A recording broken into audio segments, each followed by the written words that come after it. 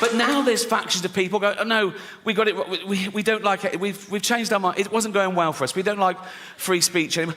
People who want free speech, they only want free speech so they can go around saying awful things, which just isn't true.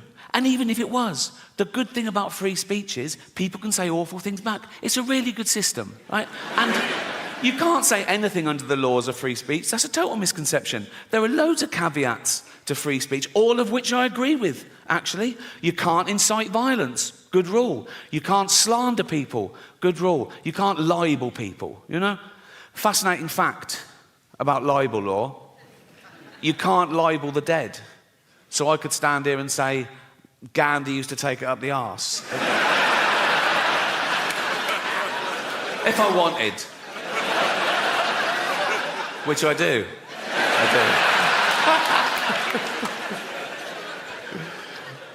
But free speech is the most important human right there is. It's the right from which all other rights come. Without free speech, you couldn't have human rights, you know, and we've got free speech, in theory, in this country, for a little while longer. We can criticise the government, we can criticise the police, but we should give props to a country that allows us to do that, because we're the envy of some countries. In some countries, you criticise the police, you get beaten up, or worse. You criticise the government, you can be thrown in jail for life, you know. So they flee their oppression, quite rightly. You know, so would you. They flee their oppression, and they come here, they go, we want to come to England. We go, why? They go, free speech. We go, come on in, welcome. What are you going to do now? We're going to go on a march. What are you going to say? How shit England is. Cheers. Thank you. Thank you. That is their right. Have a great show, and I left. And as I was leaving, I saw one of the other lawyers lean in and show this head lawyer his iPhone, and the head lawyer went, oh yeah. He went, oh sorry Ricky, can you come back a minute? Right, so I'm there, I went, yeah. So he had the phone there. They'd looked up the word minge. I thought I'd gotten away with it, right? So it's now like I'm getting told off. And the head lawyer said, now it says here that the word minge is a derogatory term for female genitalia. I went, well, yeah, it's a slang word for vagina in England. You don't even use it here, do you? He went, no, we don't, but we go around the world, and with due diligence, now we know it's derogatory, we'll have to bleep that word live. I went, don't bleep the word, like, because people at home won't know what I've said. It'll ruin I said, it's literally the punchline. He said, if it's derogatory, I said, well, what word could I use that you wouldn't bleep? And he went, well, you could say vagina. I went, I'm not saying vagina, right? Nothing funny about it. It's so clinical. I was thinking, Judy Dench at home going, why is he talking about my actual vagina, right? I said, minge isn't like that. It's like, it's not so specific, because vagina's so, where's your vagina? There, right? Where's your minge? There. It's like, then one of the younger lawyers went, what about box? I went, I'm not fucking saying box, mate, right? So imagine looking at your own box. Right? I said, minge is perfect. I said, people won't know what, if they're American, they won't know it. I said, it's not offensive. It's like, I said, kids use the word in England. Right? They weren't having it. So I said, what about flange, right? So they looked up the word flange, right? And he went, well, that'd just be confusing, because in America, a flange is a part of a sink unit. I went, oh, well, I said, please let me say minge and don't bleep it. I was really rooting for minge. Right? It was like 12 Angry Men. I go, no one's leaving till I can say minge. Right? And after about 10 minutes, I wore them down. Whatever they said, that won't work. So I was going, please. I said, I'll write them. You won't get any complaints and all this sort of. And eventually, the head lawyer went, okay, you can say minge. I went, and you won't bleep it. He went, no, we won't bleep it. I went, you promise? He went, yes. And I left. I knew they would. And they fucking did, right? So, when I said minge, I pointed.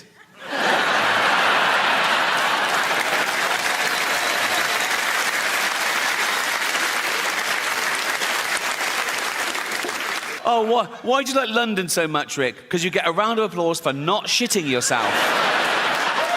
Right.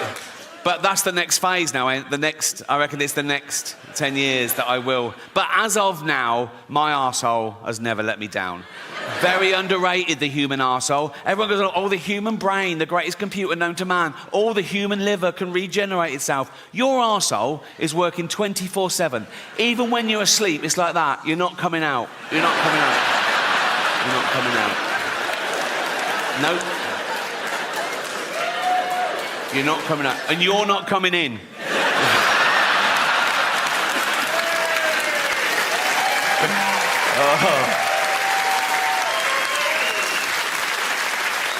Because it's like a sewer in there, isn't it?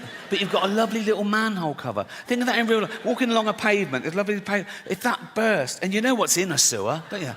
Piss and shit and cum and dead goldfish, and fetuses. In China,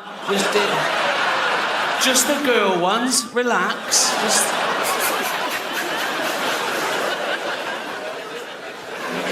I'm at that age now as well, because I'm in entertainment. People say, oh, you can have a facelift. I go, no. Have you seen facelifts? They're still just that.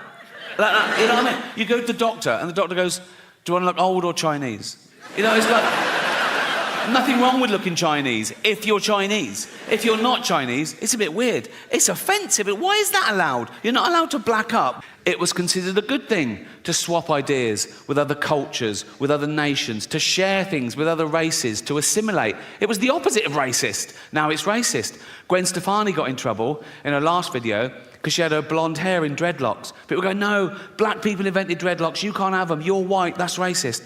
Jamie Oliver got in trouble when he put out authentic jerk chicken recipe. People go, no, black people invented that, you can't have it, you're white, that's racist. Now, black people, they use the N-word, don't they?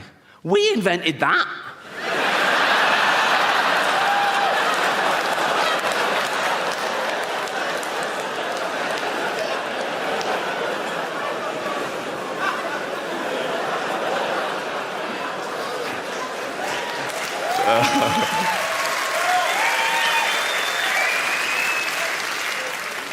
That's the one, isn't it? That's the one. Listen, I know white people are the worst. I know that. That's why no one likes a fucking white middle-aged man anymore until we need a boiler fixing.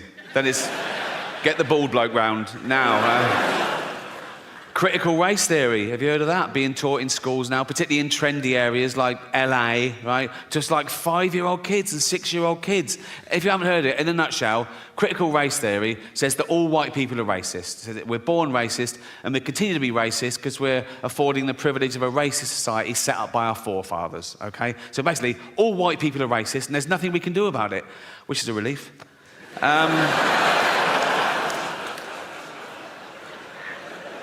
All the time when I was little. I might be remembering it wrong, but not grown-ups, not your parents, not your grandparents. They grew up dodging bombs and their firstborn having polio and the menfolk dying at 50 of lung disease. They could take a fucking joke, right? It was all about the wind-up. I used to wind up my mum all the time. This is a true story. When I went off to university, after about a week, I phoned home. My mum answered. She went, oh? I went, it's Ricky. She went, you all right? I went, not really. I'm in hospital. I think I'm blind. She went, what? I went, no, I'm only joking. Right? She went, you silly bugger. She went, I could have had a heart attack, right? And she's right, she could have had a heart attack. And I knew that. That's how committed I am to having a laugh. You're welcome. You're welcome.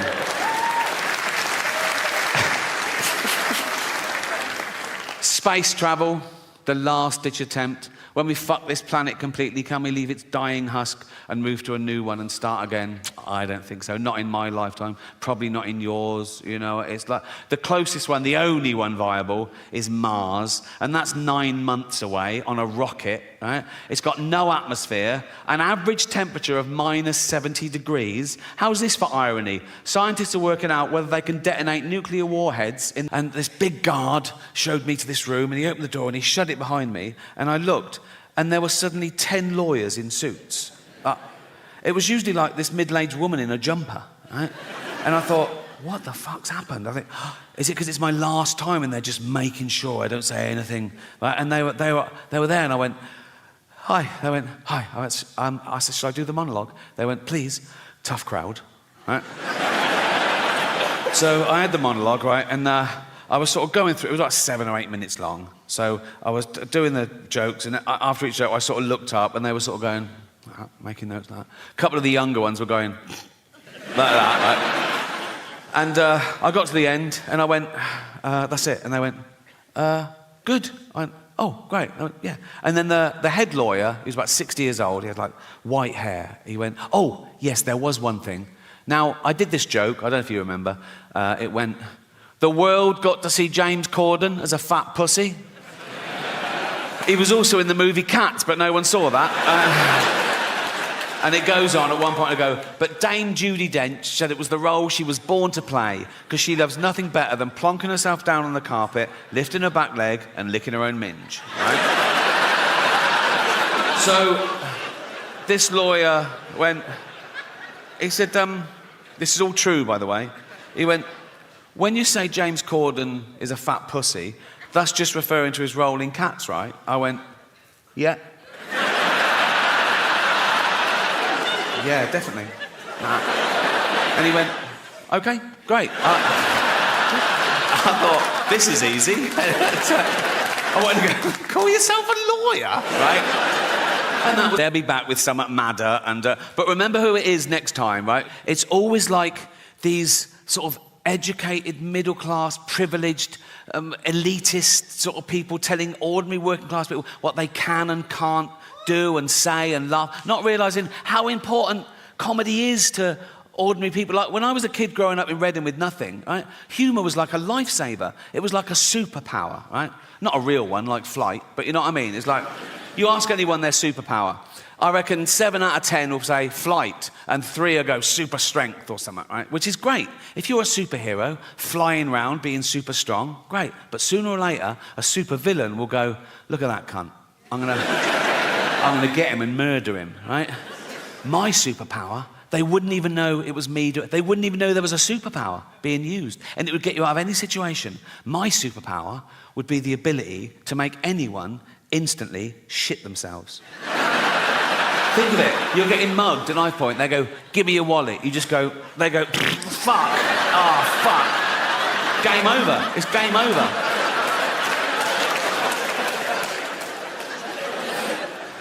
That's another thing I'm very proud of. I can honestly say, in almost 64 years, I have never shat myself once. So, no, don't... No. Thinking they'd be loved forever. Eminent people going, there is a statue of me in the town square. And now they're pulling down the statues, aren't they? Going, pull down this fucking statue. Why? He was a slave trader. Pull down the fucking statue. He built the hospital. Should we pull that down? No, leave the hospital. Leave the hospital. Just pull down the fucking statue.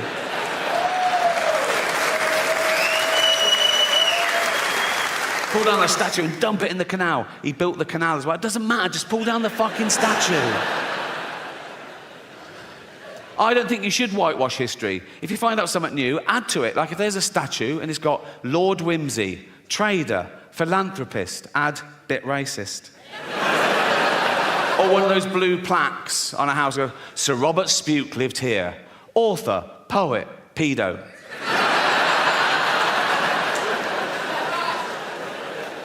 I think we live too long. That's why we have time to worry about all this. We're not meant to live with sapiens. We've been around as hominids for a few million years. And of course, along with every other life form that exists at the moment, we've been evolving for 3.5 billion years. Everything that exists at the moment all came from the same little blob of organic matter 3.5 billion years ago. That's why it annoys me when people say, oh yeah, humans, we're the most evolved. We're not the most evolved. We're no more evolved than the slug or the snail. People go, oh, come on, look at them. Yeah, they got it right early doors. Nature keeps testing them. Do you want eyes? No.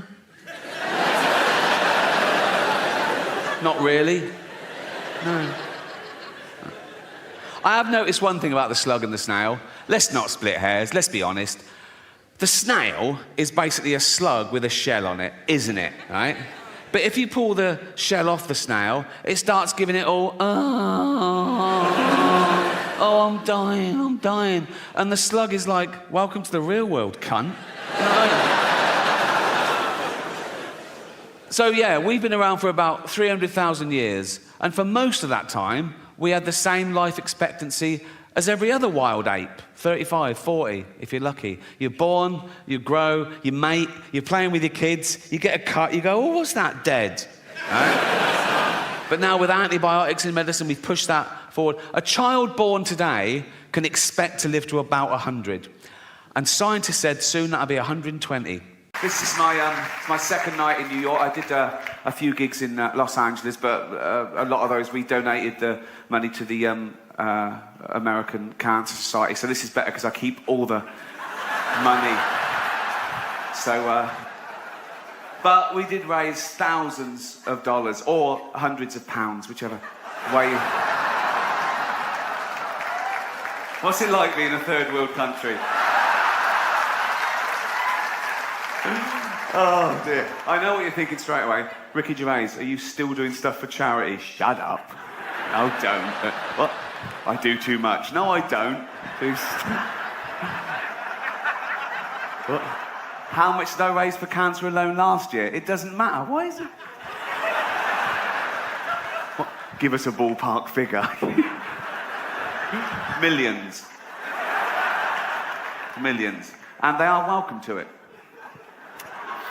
But I will say this, if I ever get cancer myself, I'm going to walk into the nearest hospital and go, right, I paid for that machine. Get that little bald fucker off it.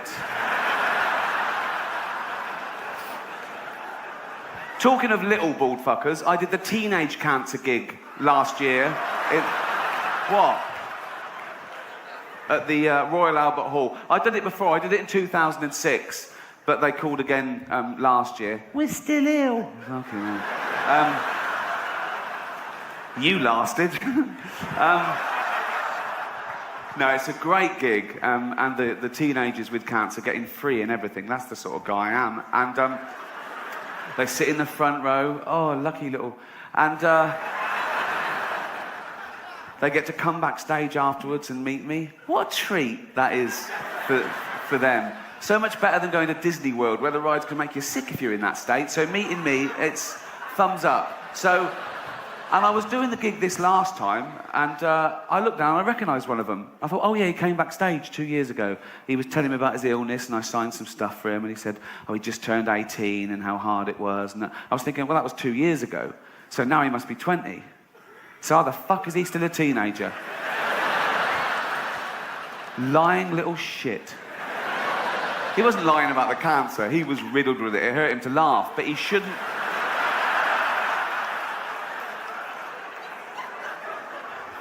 So I was doing the gig, and he was laughing along, and I thought, yeah, you laugh it up, mate. I was fuming. And it got too much for me, and I went, all right, mate, I recognise you. He went, you came backstage 2 years ago. I went, yeah. You said you're 18. He went, yeah, so you're 20 now. He went, yeah. I said, get out. And I called security, and he struggled, but he was weak. They'd worked out, you could tell.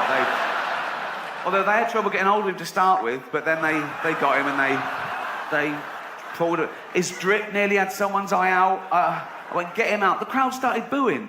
I went, hear that? They don't want to see someone like you take the piss out of me. Off you go. Oh. Cheers, everyone. That's a big can, isn't it?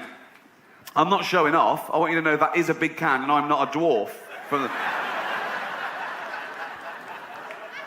Oh, I did a big charity gig last year for autism.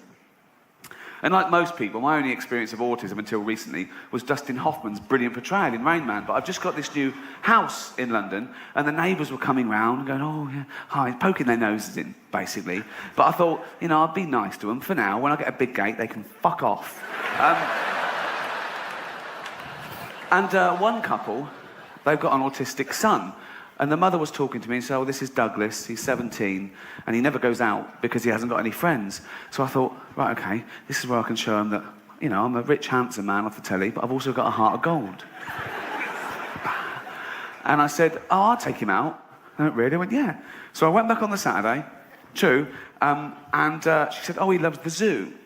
And the zoo's only about a mile from my new house in Hampstead I live. And so I'm walking along the street with Douglas, okay, and he doesn't take his eyes off his mum all the way along the street like that. And his mum's in the doorway, and she's waving to him, and she's crying, right? Eventually she shuts the door and she goes indoors. I hailed a cab and said, right, take us to the casino. So, you've got to make it work for you, haven't you? So, I signed him in. He had a little suit on and everything. I thought, this is going to be brilliant, okay? I went straight to the blackjack table. That's their best one. I don't know why. They're brilliant at that. I went, okay, Dougie, you know the score. Bet 2 for good and 1 for bad. Do you understand? He went, yeah. I went, hoo. So I was betting. I was about £1,000 down in half an hour. And I went, sorry, hold on. Douglas, do that thing. Count the cards. Do that thing. Tell me when there's a good card coming. Tell me bet 2 for good. Do you understand? He went, yeah. So I was another £1,000 down. I thought, what sort of an autistic... So I was confused. I threw some toothpicks on the carpet. I said, how many? He went, I don't know. I said, there's 7. I can see there's 7 from here. Oh. Wow. Why did I get that one? So I took him back home and I said to the mother, there's been a mistake. He walks like Rain Man, but he's got none of that clever shit.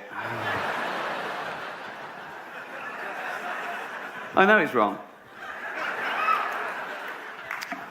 But I don't want to talk about it, but I do an awful lot for charity. But I think some causes are more worthy than others. Joking aside, obviously cancer is a very worthy cause, autism's a very worthy cause. But I got asked to do a benefit gig recently for sufferers of obesity. What? She went, sufferers of obesity. I went, do you mean fat people? She went, no, because obesity is... Well, she actually went, no, because she was eating. She went, no, just, between snacks, like... And she went, obesity is a disease. No, it's not, is it? You just like eating, don't you? No, it's not, is it? How is that a disease? Oh, I'm so fucking ill. I'm well ill. Oh. I said, what's the disease? She went, everything tastes good. Everything? Yeah. Not salads. It's not a disease, is it? Leprosy is a disease. Can you imagine Jesus in the temple? People shuffling up to him in bandages going, Jesus, my face is falling off. I can't stop now. There's a fat chick on her third pie. People say, they make excuses, don't they, fat people? They say, it's glandular. It's not glandular, it's greed, okay? It's big bones. Yeah, big bones covered in meat and gravy.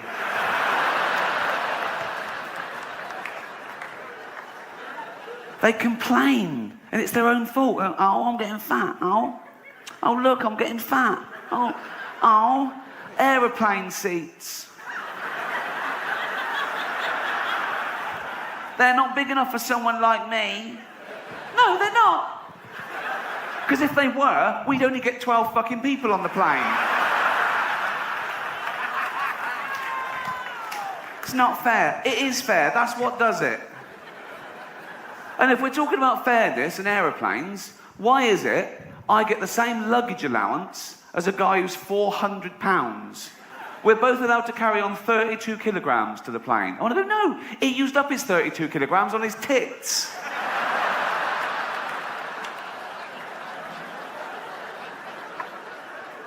It's not a disease. I saw a documentary back in England about this woman who was 350 pounds because she ate 10 burger and fries a day. That'll do it. 10 separate meals of burger and fries. 10 separate trips to McDonald's, right? In a cab. Oh, didn't even walk that. Wasted calories, okay? So, to stop her eating these meals, they wired her jaw together. So she liquidized 10 burger and fries a day. Now she's on burger smoothies. Now she's not even chewing. That used up 3 calories. So lo and behold, she gets fatter. So they admitted her to have that thing done where you staple your stomach together. And she's sitting there in hospital, looking all depressed. Well, you can't eat for an hour before an operation, can you? Lank hair, smock. Christ knows where they got that, right? And she said, it's a really dangerous procedure, but it's the only option left. One, jogging. You don't even walk. Right. Salad. You don't like the taste. 3, 9 burger and fries a day. It's a start, isn't it? It's a starter to her. Jesus. We have some fat people in Britain, but you, like everything else, are the gold medalists of that as well, right? You'd win that in the Olympics. I saw this episode of Jerry Springer. It was called Jerry Springer Saves the World's Fattest Man. You've got to watch that. So he's there going, okay, let's try and save this guy's life. He's got a heart of gold as well. He's like me, right? So it cut to this guy at home in his house. They couldn't bring him to the studio. They had a camera crew there. And I say house, he was in a trailer, obviously. And he was. He was like a big blob on the bed. He sort of filled the trailer. He looked like an uncooked souffle. And you could just see like his eyes in this doughy mess. And he was going, I don't want to die, Jerry. I don't want to die. And I felt sorry for him. I got over that. And they said, how much do you weigh? And he weighed 1,000 pounds. 1,000 pounds. Now, my point is this. When he weighed himself one day and he was, say, 500 pounds, didn't he think then that was a lot? Didn't he go, that's a lot? For a human? For what is essentially a land mammal, that's a lot. I'm not having a go. I'm a little bit overweight myself. The other night someone shouted, no shit. I thought, it could be that. Wouldn't that be great? You go to the doctor, he goes, no, you're not overweight, you're just constipated. Woohoo! Start again. I'll tell you quickly, I had to go to the doctor for this tour, for this medical, I say tour, it's LA and New York, they're the main two, I didn't do the middle bit. Nothing wrong with the middle bit, if you're watching the DVD. I love the middle bit. I love the middle bit. I love all of America. I do. I do. I've got a film coming out. Now listen. No, I had to have a medical, and I've had medicals before for TV shows, and they check your pulse and go, fine, you're not going to die in the next 6 weeks, go ahead. But went along to Harley Street, and he said, oh, it's a bit more thorough than usual, because it's, it's a high insurance risk, this big gig. So I went, fine, said, we need a urine sample. I went, yeah, fine. So he gave me this little file, right? And I went to the toilet, filled that up, good as gold, gave it back to him, still warm. That's embarrassing, isn't it? Oh, I know he's a doctor, it's wee, but when it's cold wee, it's sort of just chemical, but when it's warm wee, it's sort of biological, do you know what I mean? It's from my body, it's warm because of my body heat. Some of which is probably willy heat, do you know what I mean? No, but it is. I'm not saying I've got a very hot penis, but it's the same, what I'm saying is, it started off as core temperature, but then had to go through the willy, which kept it warm, like a lagged pipe. And it was only a very short journey, so it lost... It's fine, it's average, I don't know. I don't know, doesn't matter. It's, I'm 5'8", it's in proportion. It's fine. It's fine. It is. Absolutely fine. There's nothing wrong with it. I've got nothing to compare it with. Mine is the only one I've seen. I haven't seen it for a while. Doesn't matter.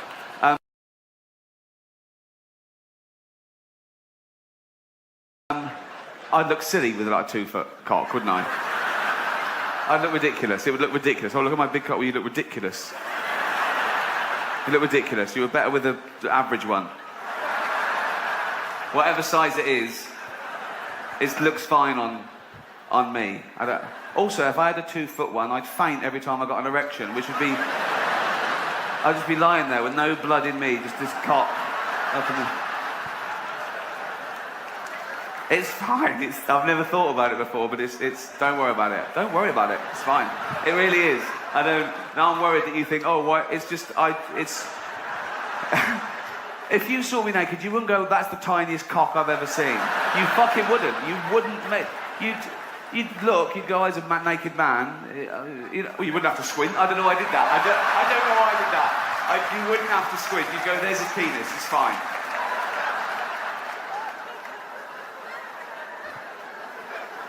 It's fine. And the doctor can't tell you because he's taken an oath, so you'll never find out. Okay. So I gave him the wee, okay, hot willy wee, from my bladder and average penis, and he went, "Thanks," right? He's loving that. Anyway, so and then he went, "Oh, can you strip down to your underpants?" I went, "Okay." So I stripped down to my oh, fucking hell. Someone's parrots escaped. So he said, can you strip down to your underpants? I went, good as gold. Oh, the one day I wear white underpants. Big wet patch from the wee. Well, why didn't he warn me? Why didn't he say, be careful, I'll be checking your underpants in a minute. You don't check your underpants, do you? You do that, you put it away. Maybe that always happens, but I've never had a wee, then go and go, better check my underpants. That's the first time I've ever had a post-wee view of... So I thought, oh, how embarrassing. He's checking the wee, and he's going to turn around any minute, and he's going to see what... And he did. He saw it straight away. He sort of went like that and looked away, right? And I tried to hide it. I was one of those pairs that just a slit, and I tried to pull it over, but it pinged back, and he saw it. He even had to touch it when he said cough. It was really embarrassing, okay? But why am I telling you? Oh, yeah. So, anyway, so that happened. I wet myself, basically, in front of a doctor. Okay. I went home, and I told my mate, I said, oh, what happened? And my mate said, you should have gone commando. Brilliant. Well, that would have been much less embarrassing, wouldn't it? So, according to him, I should go, oh, no, I've wet myself. What can I do? Oh, I know, I'll take them off too. That's as dry as a bone, Doc. Should have gone commando. Do commandos not wear pants? Commandos must wear underpants, mustn't they? Mustn't they?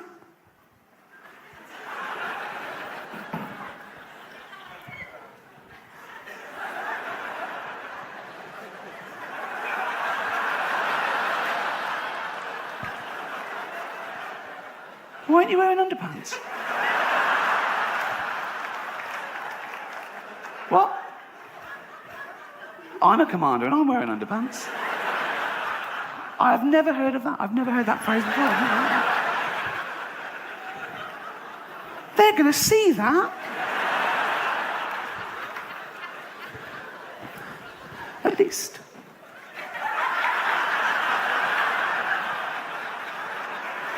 Oh, they're definitely going to see it now. There's barbed wire. You're going to lose that. Should have gone commando. Thank you. Oh.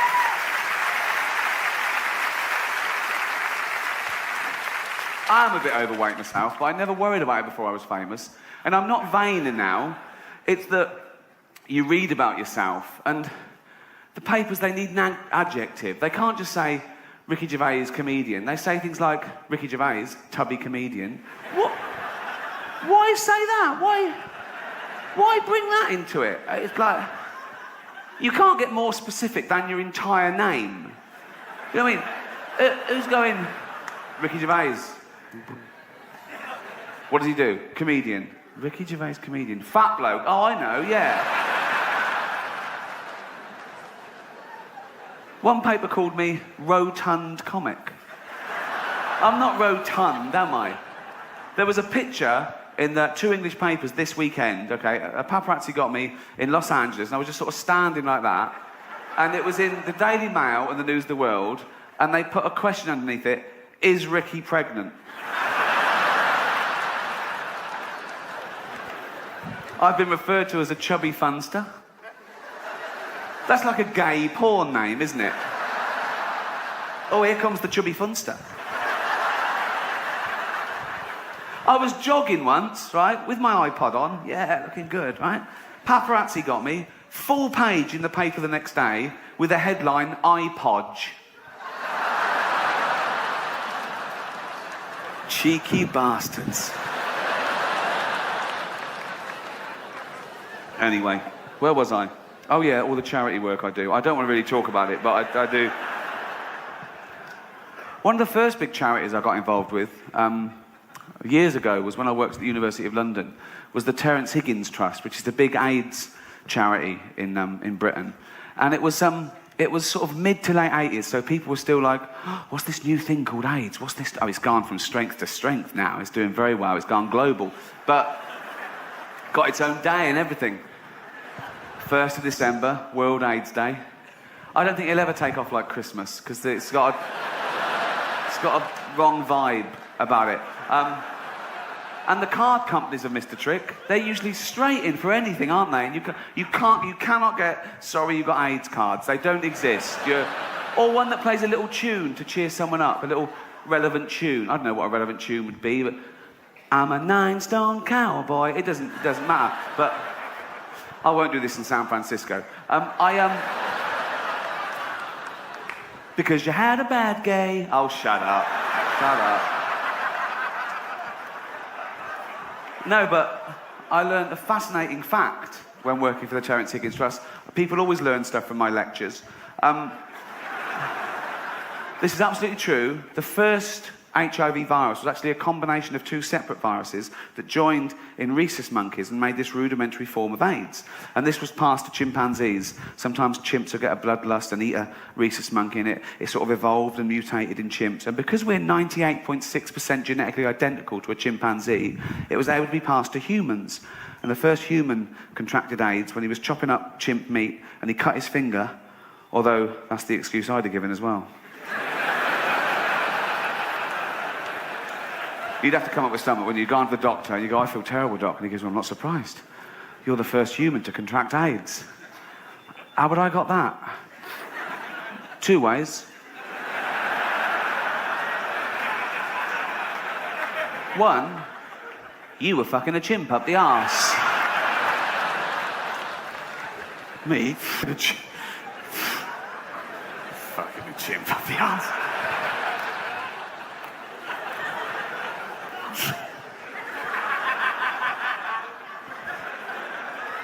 No way.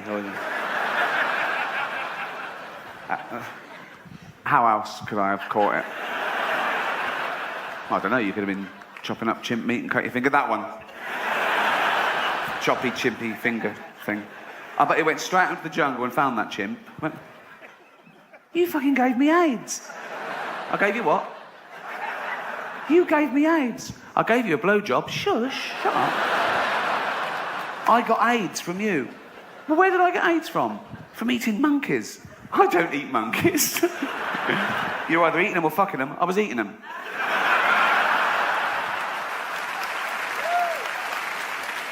But the greatest thing I learned when working for the AIDS charity was that this is the best leaflet in the world. Okay? This is a real flyer that came round, issued by the Terence Higgins Trust, okay? It came round the university I worked at in about 1989, okay? And it was aimed at the last demographic of gay men who still weren't taking precautions. They treated HIV like an occupational hazard, and they were militant against the disease, but they wouldn't take precautions. So it's aimed at that last tiny demographic, so it's very hard hitting. The front cover is a bunch of bananas with the word fuck. I don't know why, And it's basically a 10-point plan of health advice to not contract HIV. And this is the title of this flyer. You know it's going to be good when this is the title. Okay? Ready? You know, you don't always have to have anal sex. It's good to know, isn't it? Think of an old couple in the doctor's waiting room. Just looking through Reader's Digest, and she goes, oh, what's this? Oh. You know, you don't always have to have anal sex. See, I fucking told you. Okay, and it's basically 10 suggestions of alternatives to that little act. Okay? I'll just read some to you. Number 1. Okay, this is real. Okay. Number 1. Why not? Always starts the same. Why not? Okay. It's a soft sell. They're not pushing it on you, but... Okay. Number 1. Why not just jack each other off? Look at that. I've got the new flyer, Larry. What does it say? Well, let's have a look, shall we? Let's do one now. Okay. No more up the arse for us. Number 1. Why not just jack each other off? All right. Oh.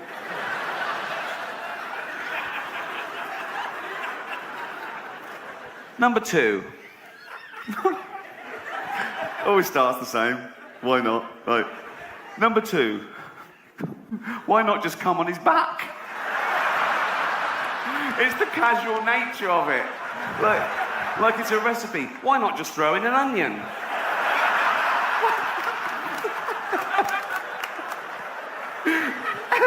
Imagine going to the doctor. Hi, doctor, I'm a gay man. I'm in a relationship, but I'm worried about the threat of HIV. Is there anything I can do? Just come on his back.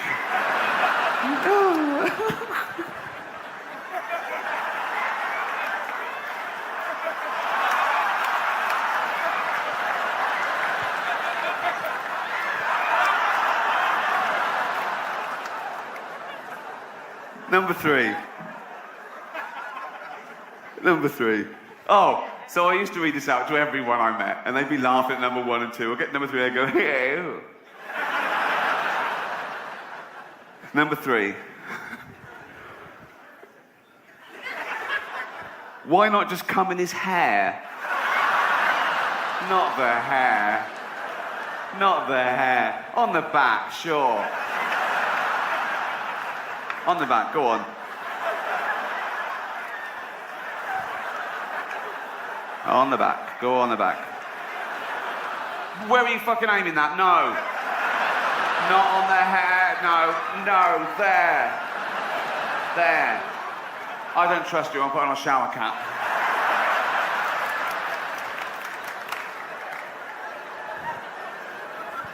Not the hair. Number 4. Oh! Okay, I have not before or since heard such great use of the term e.g. as in this next sentence. Number 4. Why not try?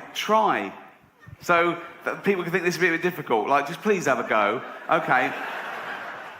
This isn't brain surgery, this next one, but they put in try. Okay. Why not... Why not try coming into some fruit? E.g. watermelon. Like, they put that out without that bit. People were going, well, what fruit? Oh, not a pineapple. Fucking hell. Oh, what fruit? Just need to be specific. We thought arses were all right. They're not. What fruit? Watermelon. Thank you.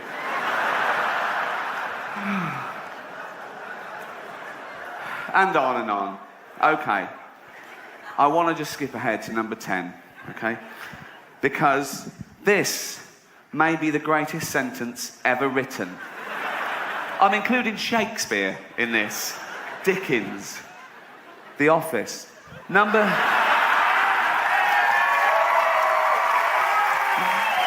Thank you.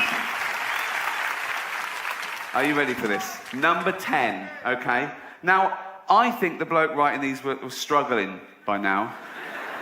I think he shouldn't have a political wing, you know. I'm political in my private life, like everyone, you know. Like, I'm sometimes incensed by the inequalities in our society. We're in the 7th richest economy in the world, right? And there's homelessness. There's 250,000 homeless people in Britain. Now, I wish there were no homeless people, because they're fucking horrible. Aren't they? You know? Oh, yeah, right next to the fucking cash point, you cheeky cunt.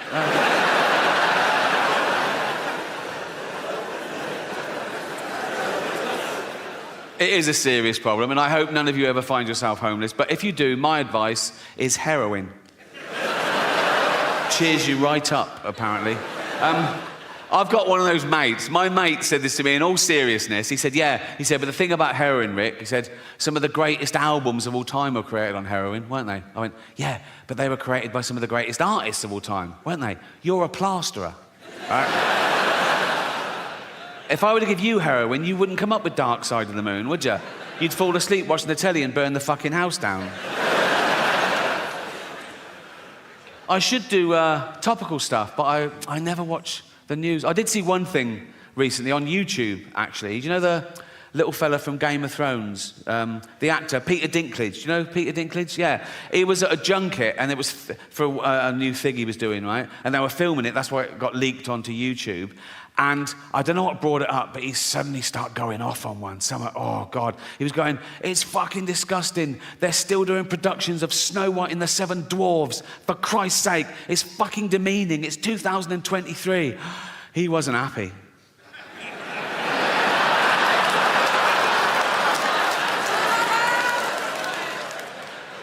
He was grumpy, wasn't he?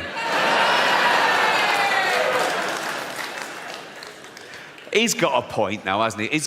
Obviously, he's got a point. But the thing is, it's all right for him because he's a multi-millionaire Hollywood actor, and he's a great actor as well. He does Shakespeare and everything. A lot of dwarves in entertainment aren't that great. And so, dancing around Snow White for 3 weeks of the year, that is their, like, holy grail, and he's going to fuck it for them. If he takes that, what can they do? And he's not saying you should do Snow White and the Seven Dwarfs with normal size actors. You can't do that either. You get in trouble for that in Hollywood, or you can't take a dwarf's job or a disabled person's job. Like Eddie Redmayne got in trouble when he played Stephen Hawking in the biopic, The Life Story of Stephen Hawking, right? Won an Oscar for it, and that's when the backlash started. People going, no, it should be played by a real disabled creature, all this... Right? And they're going, the actor should have the same disability as the person they're portraying. But it was the life story of Stephen Hawking, right? So for the first part of the film, the cunt could walk, right? So I put it to you, what is easier? Getting an actor who can walk, pretend he can't, for the last bit of the film, or get an actor who can't walk, pretend he can for the first bit. How would that even fucking work? Puppetry, think. You can't always find an actor with the same disability as the person they're portraying. They're fucking actors. What if they did a biopic of Helen Keller, the deaf, dumb and blind girl? Well, what's the chances of finding a deaf, dumb and blind actress who can play that role? And if you did, you go right into the director and go, we found a deaf, dumb and blind girl. What did she say? She didn't even answer the fucking phone. Oh, don't get me started. Oh. Cultural appropriation. I mean, they've been trying to cancel me for about 15 years, and they've always failed. And often the people trying to cancel me have been other comedians writing for the posh papers, doing that thing they always say, he's punching down. Well, comedy should punch up. We only punch up. We punch up. Their idea of punching up, they have a go at Boris Johnson. How the fuck is that punching up? You know, the cunt is learning disabled. He's like this fucking waterlogged Gary Busey, fucking albino Eggman thing. He can't string a sentence together. Have you heard him talk? He's like, he's a fucking moron. I punch up. I have a go at people like, I don't know, Stephen Hawking, right? Yes, the greatest brain that's ever lived. He can take it. And he wouldn't even have minded when he was alive, because he's part robot, isn't he? I think he's basically a talking chair, so you can say what you want. And he was on Epstein's island, apparently, so fuck him. I don't... What was he doing there? Why do I want to go? Why? Why do I? You're like just there doing fuck. I would go, what? I know pedos who'd kill for a ticket to that. And he's just taking up a space. It's probably DEI or something. And they go, we need one. Like, I'll go, what are you doing here, Steve? He go, I'm thinking weird shit. Fuck off.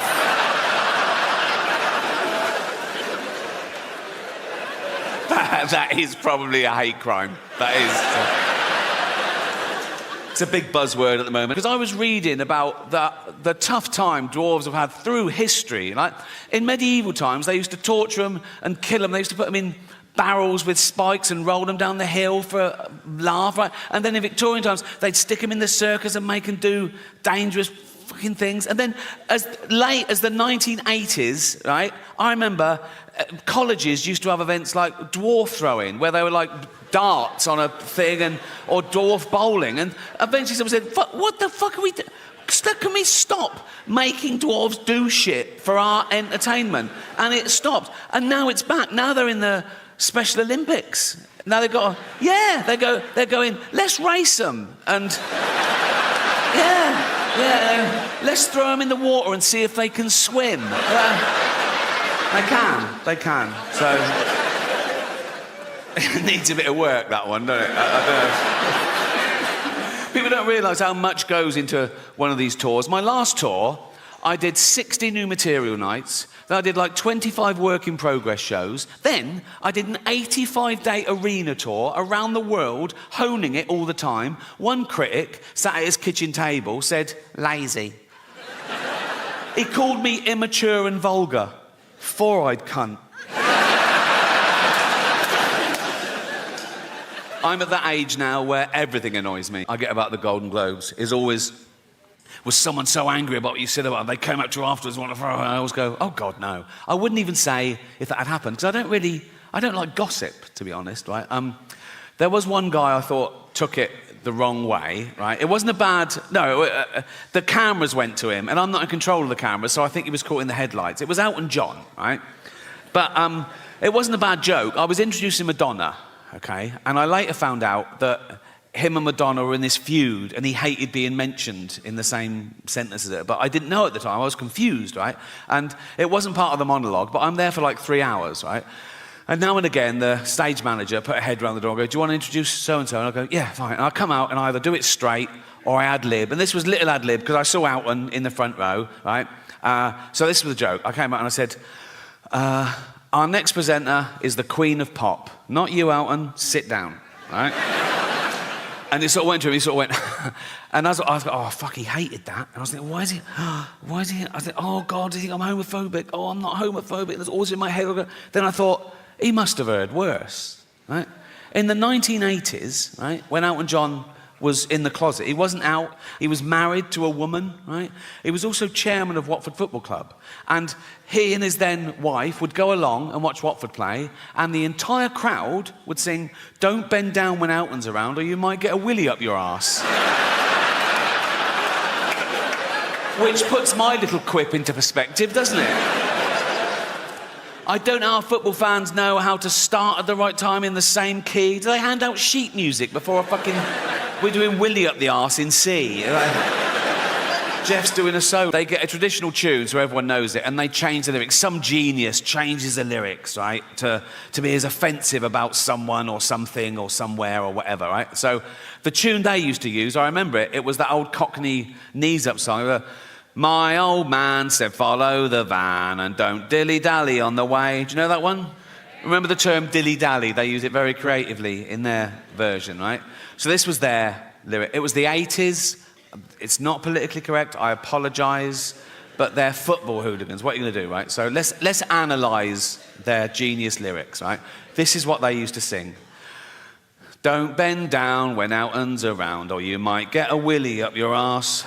I mean, you might. Not necessarily his, but, you know, like mathematicians amongst you would have to go, yeah, there's a slight... Like, if 1,000 people bent down when Elton was around, one of them might randomly... Someone might come off a bicycle and go, sorry, like that, and they go, oh, fuck, and the scientists will go, one. Do you know what I mean? There's a slight... Also, when Alton's around, that's ambiguous. That could fit, like, you could have two gentlemen having anal sex in a hotel room, right?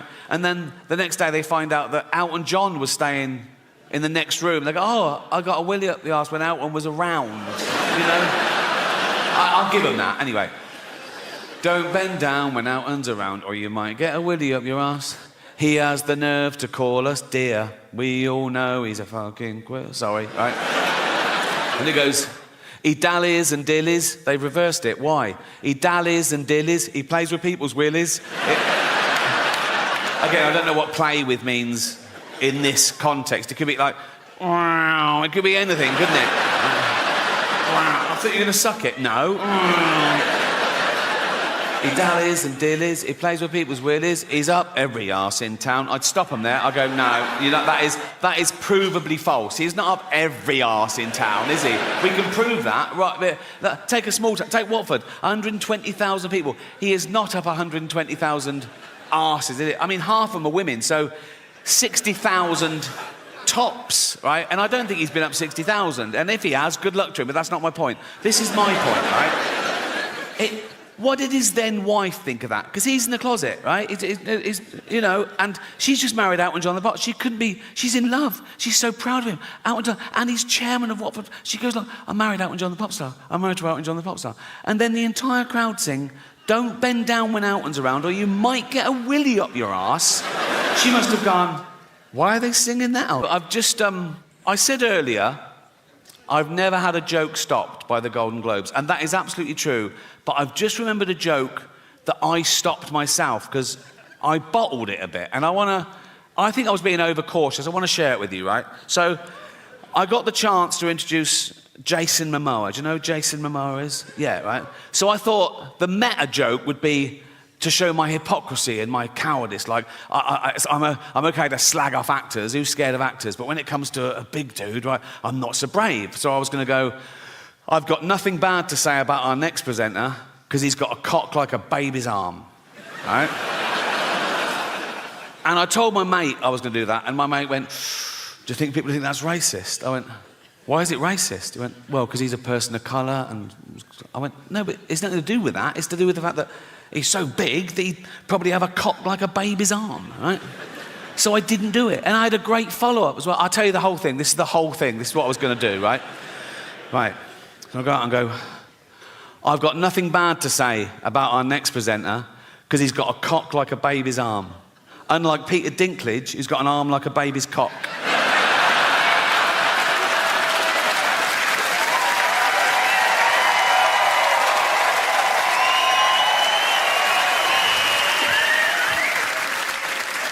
It's great to hear this sort of laughter again, because you probably don't notice it as much as comedians, but we've had a really weird 10 years where we're really second-guessing, going, is that okay? I don't know what they're... People could find anything offensive, but we pushed back and we won, so fuck them.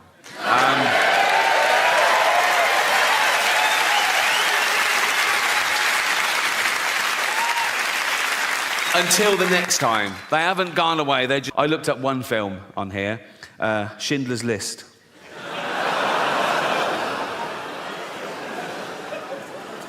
Absolutely real. Schindler's List, doesthedogdie.com. Right. First question, does a dog die? No. Does a cat die? No. Are any animals abused? Someone answers, there is a chicken that's handled roughly, but otherwise unharmed.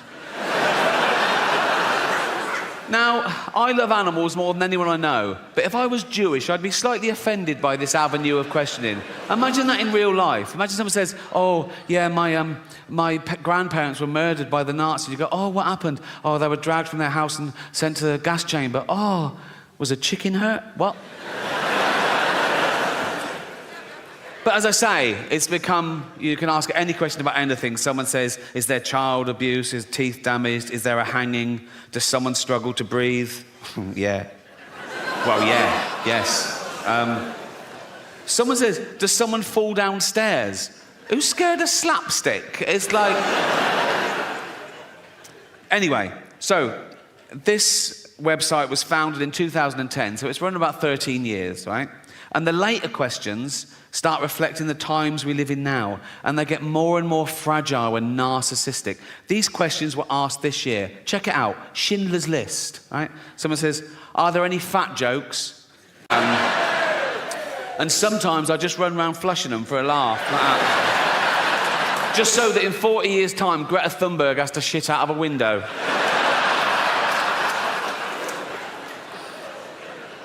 I've got 28 radiators. I always have them on full. Then I put the aircon on full, and it sort of settles at about 20 degrees. A lovely... It's how the cat likes it. She loves it at 20 degrees, and I spoil my cat. I love cats. I love having a cat. Think about cats are great, but if you let them out, they bring home the most disgusting things. Last week, mine brought home a scouser with herpes. And it wasn't quite dead, so I had to get it by its legs and crack its head against the table.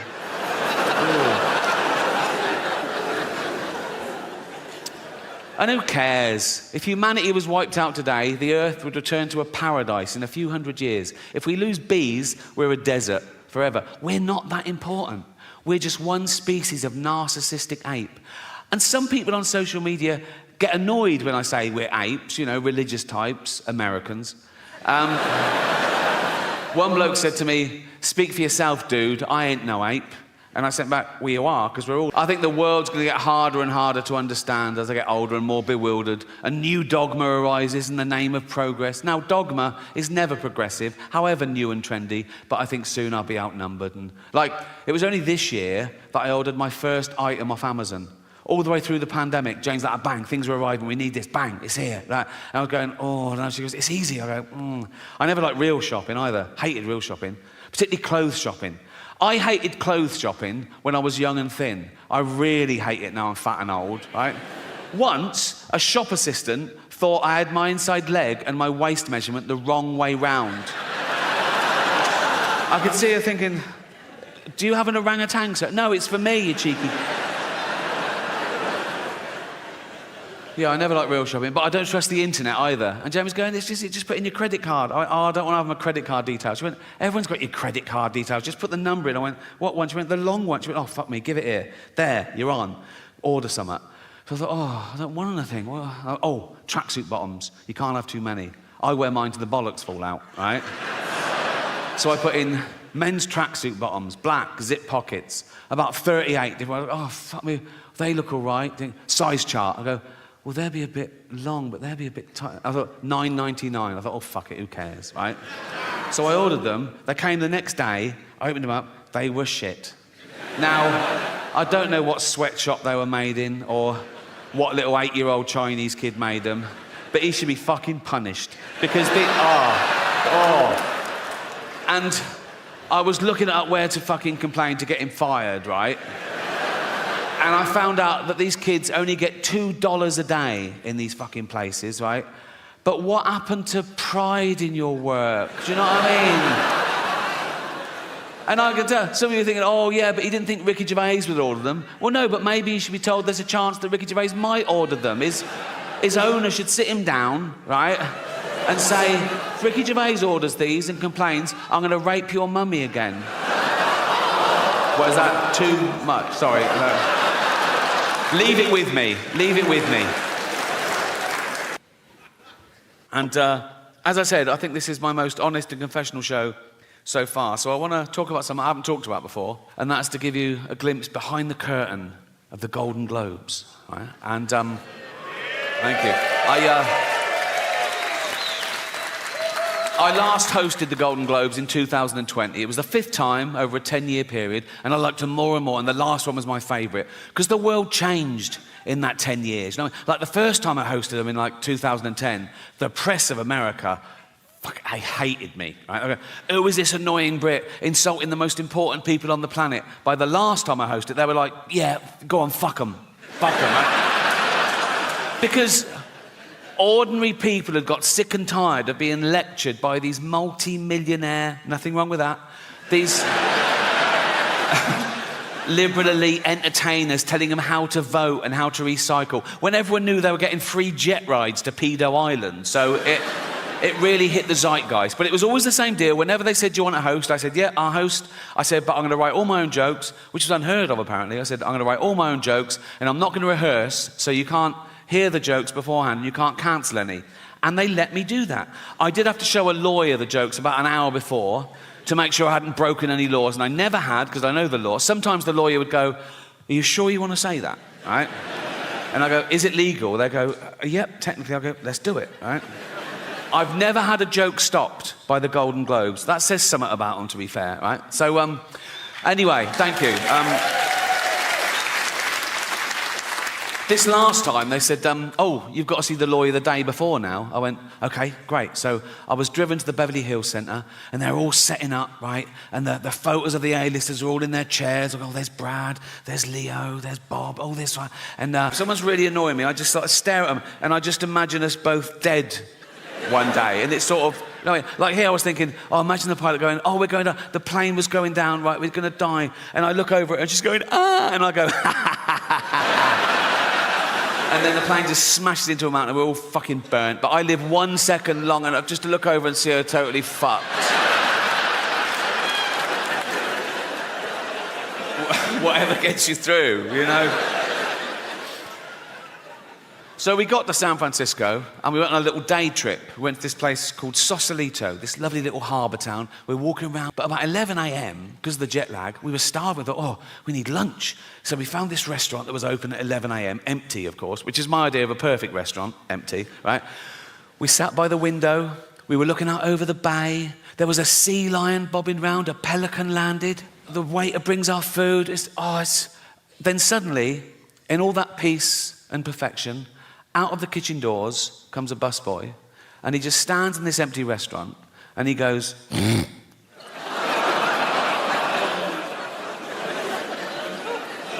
I looked at him, I looked at Jane. Jane didn't even look up. She just went, nothing we can do. Like that. So I'm all alone, right? And the sweat starts. I just get a sweat, right? I go, okay, he's going to do it again. He's going to do it again. Sure enough, I bang my fork against the plate and I just look at him like that. And Jane goes, he doesn't know why you're staring at him. I go, I want him to know. I want him to go, you okay? I go, not really. You know, you keep doing that, right? Jane goes, for heaven's sake, he's a busboy. He's at work. Let's just eat and go. So meal ruined, right? And I wasn't allowed to do anything, right? So this is how I got through the last 10 minutes of that meal. It's absolutely true, right? I'm eating. Every time he went, I went, cunt!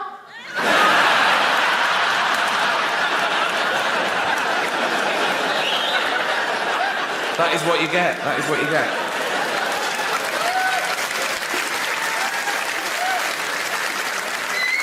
I did want this show to be... Here you go. I love illegal immigrants. Yeah, sue me now. Sometimes I go down to Dover for the day, right? And I look out, right? I look for a boat, and I see a dinghy with about 60 of them, and I go over here, like, right? And I pull them into shore, and I go, women and children first. They go, there are no women and children. Just you lads, is it? Just, come on, lads. Come on, lads. If I go down there one day and there's no boat, I am absolutely fucking gutted. I just sort of wander into town, and I stand by the traffic lights, and I wait for a big lorry to pull up, right? And I look underneath, and there's a lad sort of clutching like that. And I go, where you headed? And he goes, Gary Lineker's house. I go, it's just down there.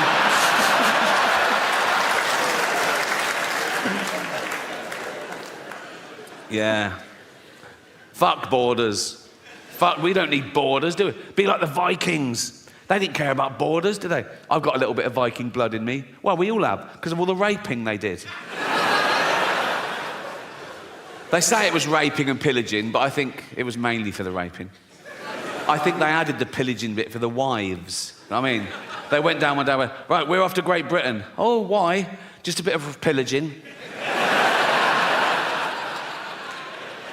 Just pillaging. Just pillaging, babe. All right. Why are you wearing your in society? One, be competent at something. Like, oh, he's a good hunter. Go with him. He's good for the tribe. The other way you can raise your status is have virtue. Like, oh, he's not a great hunter, but he's wise or kind or whatever, you know. And then, with the advent of social media, people suddenly discovered they could just say they were virtuous. No evidence, no proof, just loads of flags in their bio, right? And they would raise their status by bringing other people down, catching other people out. Oh, look what he said. Oh, he's not as virtuous as me. Look how good I am. Look how bad. And that's where the term virtue signalling comes from, right? And I hate it when they bring their kids into it. You can believe what you want, have opinions what you want, vote how you want, but go on a march, great. But when I see a 5-year-old holding a placard, he doesn't know what that says. That's the adult, you know. Like I saw someone tweet this once. Someone tweeted, my 4-year-old just looked up at me and said, Mummy, why does Rishi Sunak hate poor people? Never fucking... I get about the Golden Globes is always... Was someone so angry about what you said about them, they came up to you afterwards and want to throw, and I always go, oh God, no. I wouldn't even say if that had happened, because I don't like gossip, to be honest, right? There was one guy I thought took it the wrong way, right? It wasn't a bad... No, the cameras went to him, and I'm not in control of the cameras, so I think he was caught in the headlights. It was Elton John, right? But it wasn't a bad joke. I was introducing Madonna, okay? And I later found out that him and Madonna were in this feud, and he hated being mentioned in the same sentence as her. But I didn't know at the time. I was confused, right? And it wasn't part of the monologue, but I'm there for like 3 hours, right? And now and again, the stage manager put her head around the door and go, do you want to introduce so-and-so? And I go, yeah, fine. And I come out and I either do it straight or I ad-lib. And this was little ad-lib because I saw Elton in the front row, right? So this was a joke. I came out and I said, our next presenter is the Queen of Pop. Not you, Elton. Sit down, right? And it sort of went to him, he sort of went, and I was like, oh, fuck, he hated that. And I was thinking, why is he, I was like, oh, God, do you think I'm homophobic? Oh, I'm not homophobic. There's always in my head. Then I thought, he must have heard worse, right? In the 1980s, right, when Elton John was in the closet, he wasn't out, he was married to a woman, right? He was also chairman of Watford Football Club. And he and his then wife would go along and watch Watford play, and the entire crowd would sing, don't bend down when Elton's around or you might get a willy up your arse. Which puts my little quip into perspective, doesn't it? I don't know how football fans know how to start at the right time in the same key. Do they hand out sheet music before a fucking... We're doing Willy up the arse in C.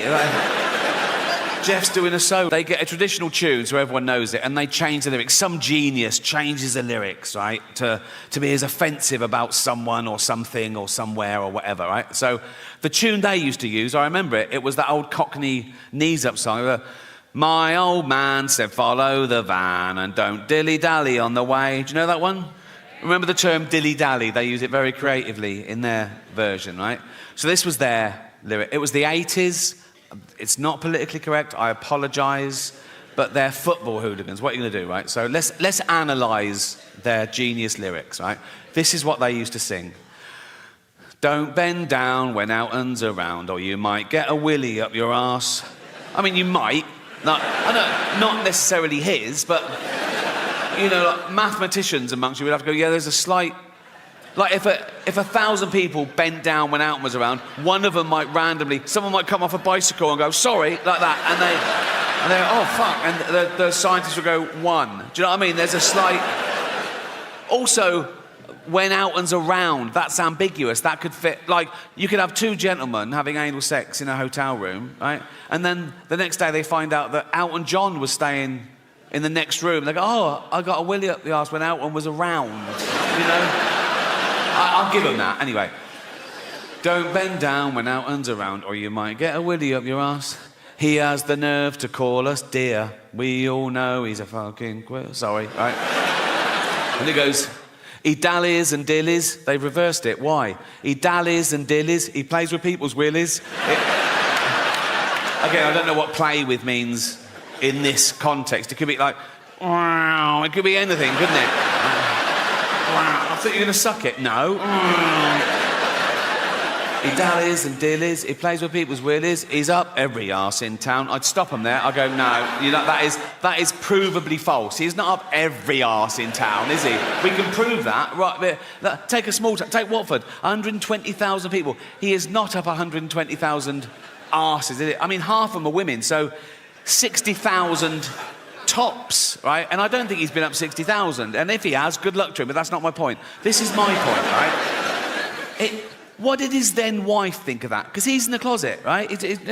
You know, and she's just married Elton John the pop. She's in love. She's so proud of him. Elton John, and he's chairman of Watford. She goes like, I'm married Elton John the pop star. I'm married to Elton John the pop star. And then the entire crowd sing, don't bend down when Elton's around or you might get a willy up your arse. She must have gone, why are they singing that? So this show is called Armageddon, and it's all about how I think humanity might end, because there's a long list of possibilities. You know, we're on a precipice, you know.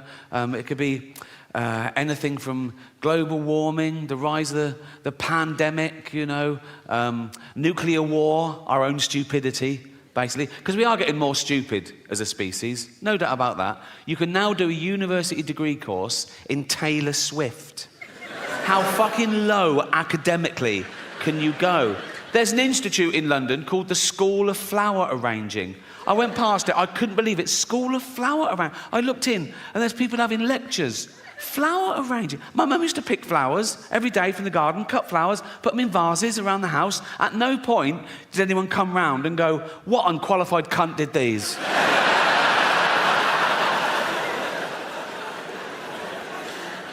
Yeah, the Earth is in a terrible mess, and it's my fault, my generation's fault, and the generation before, the boomers, with their deforestation and their fossil fuels, ruining the ozone layer, raising the temperature by a few degrees, so parasites, you know, bacteria, and these zootropic pandemics are just going to get worse and worse. Like, if you're 20 years old now, you're going to have a very different middle age to me. I've had the best 60 years of civilization, right? But if you're 20 now, in 40 years' time, you're going to be in your house wearing a mask, crying. Like you do now over jokes.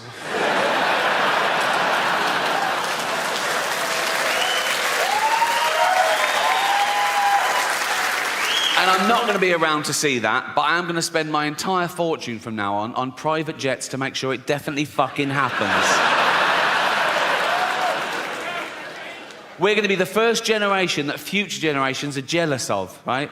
Because we had it all, and we're using it all up. We're using up all the fresh water. We're using up all the fossil fuel, right? Usually you look back in history and you feel sorry for it. You go, oh, how did they live like that? Oh, how did they get around? No indoor toilets. I've got Homo sapiens. We've been around as hominids for a few million years, and of course, along with every other life form that exists at the moment, we've been evolving for 3.5 billion years. Everything that exists at the moment all came from the same little blob of organic matter 3.5 billion years ago. That's why it annoys me when people say, oh yeah, humans, we're the most evolved. We're not the most evolved. We're no more evolved than the slug or the snail. People go, oh, come on, look at them. Yeah, they got it right early doors. Nature keeps testing them. Do you want eyes? No. Not really. No. I have noticed one thing about the slug and the snail. Let's not split hairs, let's be honest. The snail is basically a slug with a shell on it, isn't it, right? But if you pull the shell off the snail, it starts giving it all, oh, I'm dying. And the slug is like, welcome to the real world, cunt. You know? So yeah, we've been around for about 300,000 years, and for most of that time, we had the same life expectancy as every other wild ape, 35, 40, if you're lucky. You're born, you grow, you mate, you're playing with your kids, you get a cut, you go, oh, what's that, dead? Right? But now with antibiotics in medicine, we've pushed that forward. A child born today can expect to live to about 100. And scientists said soon that'll be 120. And science also said that in the near future, there's no reason with proper care and attention that human beings won't regularly live to 150 years old, which is amazing until you remember that we get a set number of brain cells, right? Which we only lose. You can't get them back. So in the future, there's going to be 15 billion people on the planet, you know. Half of them are going to be over 100, and they're all going to have Alzheimer's. It's going to be like Dawn of the Dead. It's going to be fucking horrible. My auntie died of Alzheimer's. I don't know how you die of Alzheimer's. She forgot to live. Right? And for the last couple of years, she was in her home, and my cousin, her only kid, used to visit her like once a week, and it got more and more depressing because soon she didn't recognise him, and then she didn't know who she was, and then she died. And at the funeral, we were sort of reminiscing about the good days, some of the funny, absent-minded things she said and did, and we realised, probably that was the beginning of the disease before it was diagnosed. And this is a true story. Once, my cousin went home from work, and he went in, and she went, "Your tea's in the oven. I've had mine already." He went, "Oh, cheers, Mum." And it was like a fish pie, right? He ate the fish pie, and he went, "Oh, God." And he ran upstairs, vomited, went back down and went, "Mum, the fish is off. I've just been really sick." And she said, "Yeah, it made me really sick." I don't know how humanity will end, as I say. There's a long list, everything from, I can't believe nuclear wars back on the table after all we've learned. But I think maybe the rise of the pandemic where parasites and microbes and bacteria and our antibiotics fail, or maybe those things that happen, but we're sort of evolved through it. Like, we'll find out there's pockets of sort of mutant people around the world that are slightly resistant to radiation and slightly resistant to microbes, and we'll sort of start again. Because we don't really understand the mechanism of human evolution since civilization, because it's never been based on, survival of the fittest, where fittest meant just the biggest, strongest male gets to pass on his genetic material. There's other paradigms, right? Nature is brutal. Sometimes it is the biggest, strongest male that gets the female, and even then, she has a litter. If there's a runt, she goes, "Fuck it, kill that, eat it, share it out amongst the rest of us." Now, we don't do that in human society. We go the other way. We spend more time and care and attention on the weak and the vulnerable to give them a chance. Like, if you're a father and you've got 2 kids, you've got little Timmy, who's 6, right? You've got Jack, who's 8, and you go to little Timmy, you go, "Timmy, what do you want for Christmas?" And he goes, "Motorised wheelchair." I promised Jane I wouldn't do the voice, and I fucking forgot. It's too late now, isn't it? "What do you want for Christmas, Timmy?" "Motorised wheelchair." Right, well, they start at $2,000, so fucking hell. "What do you want, Jack?" Just a tennis racket, please, Dad." "Oh, good lad. How is your tennis?" Best in the school." "Oh, you good." "Also a ramp." Fuck me. So now we're doing fucking building work at Christmas, are we? Fuck me. "Oh, sorry, Jack, can't afford your tennis racket. We've got to spend all the money on a ramp and a motorised wheelchair for this money-grabbing little fucking..." "Why do you need a motorised one?" "No arms." That's fair enough. That is fair enough. I can tell some of you feel a bit uncomfortable laughing at little Timmy, who's a little 6-year-old lad. He's got a funny little voice because his chest is all fucked.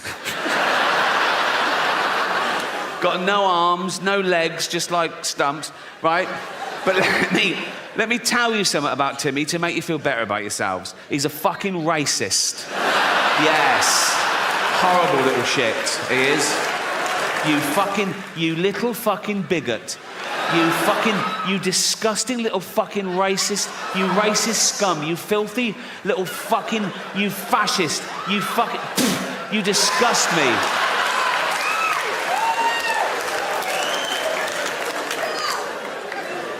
Homophobic? Yeah. He's like, "They're not like us." Nothing's like you disgusting little fucking, you prejudiced little piece of, you ball of hate, you disgusting little fucking racist homophobe. I wish we'd had a scan. You absolute,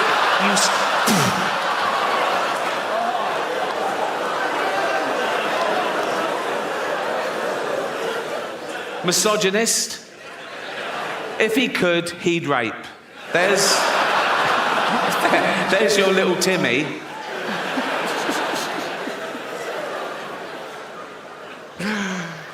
Some people don't think we evolved in the first... Harold Shipman knocking round. Do you know what I mean? Those of you too young to know who Harold Shipman is, right?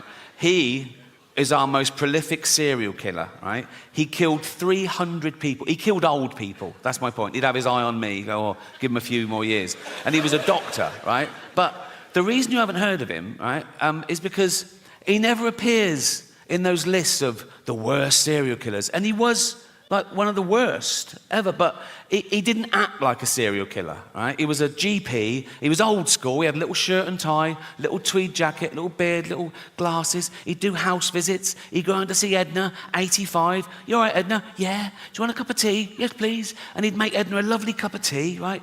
Then he'd just put her in a lethal amount of opioids, right?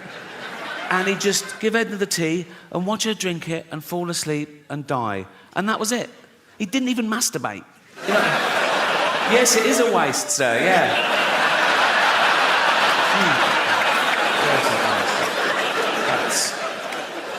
And they reckon he got the idea when he was a little lad, Harold Shipman, little Harold Shipman. He watched his mum dying of lung cancer, being given morphine, and somewhat triggered him. He thought, I'll grow up, become a doctor, and I'll do this. I don't know whether it means that he liked the way the morphine got his mum out of pain. So these were like mercy killings, like, you know, reliving the kindness. Or the opposite, he was jealous of old people who lived longer than his mum should have, so he was punishing them. I don't know, doesn't matter. Actually, it does matter, because if you can really understand... I was doing an interview a while ago. I don't think the journalist liked me. He asked me this question. I thought it was rude, right? So I gave a fake answer, right? He said, so what have you got planned for your funeral? And I went, I want to be fed to the lions at London Zoo. He went, really? I went, yeah. I want the zookeeper to take up my big, fat, dead, naked, bloated body in a wheelbarrow, right? Just dump it in the lion's den, doof, like that. Loads of tourists going, is that the bloke from The Office? Like that, right? And then 2 big lions come out and just start eating me. And lions, they start with the soft bits of the body to get inside to the rib cage. So they'd probably get a testicle each, wouldn't they? Because that'd be the easiest of it. By then, my testicles would be about a yard apart, so that'd be easy. They just start eating towards me. Like Lady and the Tramp, really romantic. So I said that as a joke, but he totally believed me. So much so that when he was writing up the article, he called London Zoo and asked them if that would be allowed, and they said, no, of course not, right? So when the article came out, the headline was, London Zoo refused Ricky's request to be fed to lions. Like I'm a fucking psychopath. My point is, you can't worry about what happens after you die. I looked up one film on here, Schindler's List.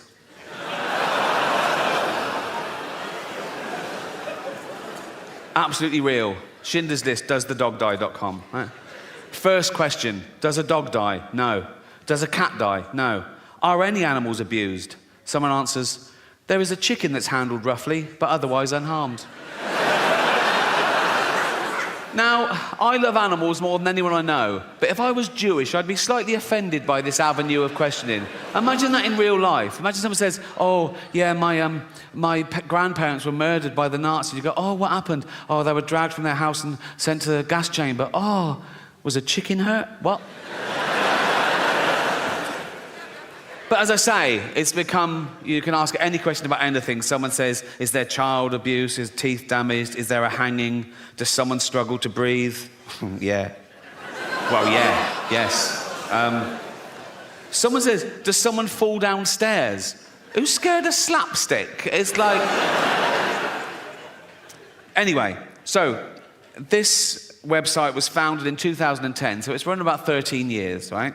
And the later questions start reflecting the times we live in now, and they get more and more fragile and narcissistic. These questions were asked this year. Check it out, Schindler's List, right? Someone says, are there any fat jokes?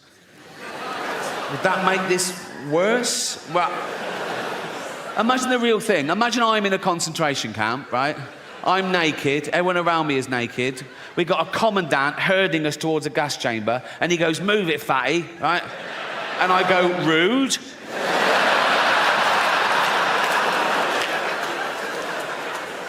No, that has ruined the whole experience, if I'm honest.